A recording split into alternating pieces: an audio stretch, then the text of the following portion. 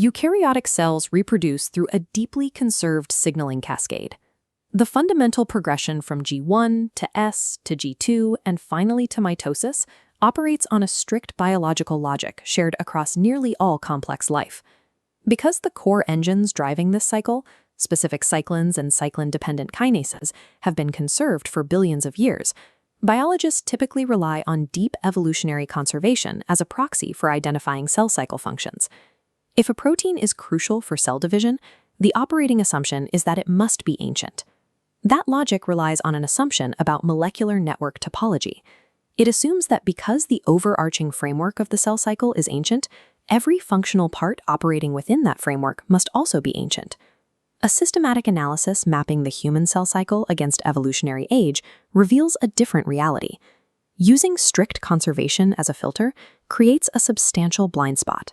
It assumes the network is a closed system, making it impossible to detect newly evolved proteins that may have integrated into these billion-year-old pathways. Consider the Kruppel-associated box zinc-finger proteins, or KZFPs. They represent a rapidly expanding family of transcription factors. On an evolutionary timescale, they are incredibly young. The vast majority are restricted primarily to mammals and primates, having emerged only within the last 50 to 150 million years. Compared to the ancient cell cycle machinery, KZFPs are brand new. Mapping their activity reveals a newly evolved network of primate-specific proteins wired directly into the G1 to S transition. These recent transcription factors actively regulate human cell cycle progression. This points to a new possibility. While the logical blueprint of the cycle is fixed, the specific proteins carrying out those instructions might be swapped or added over the course of primate evolution. To find these recently evolved regulators, researchers first had to establish an exact baseline of gene expression throughout the cell cycle. Historically, this meant using chemicals to pause cells in a specific phase, which introduces severe transcriptomic stress artifacts into the data. The alternative is a completely synchronization-free chronogram. Researchers took a pool of naturally dividing K562 cells and sorted them into 8 distinct cell cycle fractions based strictly on their DNA and cyclin content. Once isolated, the RNA from each of these 8 fractions was interrogated using bulk RNA sequencing.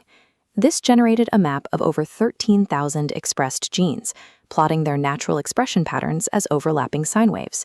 These were mathematically filtered down to 4,894 genes that exhibit definitively rhythmic expression tied directly to the cell cycle. By charting their peak expression, or acrophase, these rhythmic genes separate cleanly into 2 distinct groups, those centered in G1 and those centered in G2. The G1-centered genes show a distinct biological signature. They operate at a lower baseline expression, replicate later in the cycle, and display elevated levels of H3K9ME3, a marker of dense repressed chromatin at their promoters. By building this pristine transcriptomic baseline, researchers created the tool needed to hunt for phase-specific regulators without the noise of chemical intervention. Isolating the true regulatory transcription factors from thousands of rhythmic genes requires applying a multi-omic filter. The first 2 criteria narrow the field. The transcription factor must have rhythmic expression itself, and it must physically bind at the promoters of other rhythmic genes based on ChIP-seq data. The final, functional criterion requires proof of disruption. Silencing the transcription factor must cause phase-specific cell cycle imbalances, a metric proven here by analyzing a massive 9,000-gene CRISPR-I perturb-seq dataset.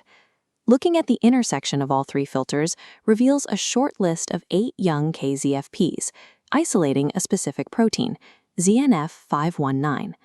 ZNF519 is a 20-million-year-old primate-specific KZFP that hits its peak expression precisely at the G1S transition. When ZNF519 is ablated in vitro using CRISPR-I or shRNA, it causes a profound attrition in the G2M phase. Conversely, forcing the overexpression of ZNF519 abolishes S-phase replication entirely. Despite its recent evolutionary emergence, ZNF519 acts as a crucial phase-specific transcriptional repressor, directly controlling over 80 essential cell cycle genes. This behavior is not an anomaly limited to one protein. 35% of all KZFPs display synchronized rhythmic expression, heavily biased toward peaking in G1 before crashing to near zero in S and G2. The coordinated movement of this entire gene family points to a systemic temporal synchronizer. That master timer is ZNF274, a mammalian-specific KZFP that uniquely peaks in S phase, completely inverted to the timing of its targets. RNA sequencing of ZNF274 knockout cells confirms this dependency, revealing a massive collective upregulation of those G1-centered KZFPs during the S and G2 phases when they should be silent. Mechanistically, ZNF274 binds directly to the zinc-finger encoding exons of target KZFPs, specifically during S phase.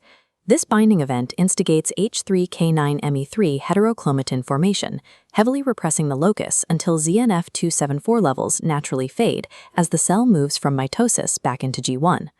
ZNF274 operates as a rigid, lineage-specific epigenetic timer, forcing hundreds of distinct KZFPs into a strict G1 expression window. The influence of ZNF274 extends past transcriptional expression and directly alters 3D genome architecture and DNA replication timing. The KZFP clusters targeted by ZNF274 generally replicate extremely late in the cell cycle. Looking at these repli-seq maps tracking DNA replication across the genome, we see distinct peaks of late replication occurring over dense gene clusters in wild-type cells. The established biological assumption is that this late replication is driven by ancient canonical factors like the protein RIF1. But when RIF1 is knocked out, the late replication timing for these specific gene clusters remains completely unaffected. RIF1 is entirely uninvolved in pacing this specific late replication zone.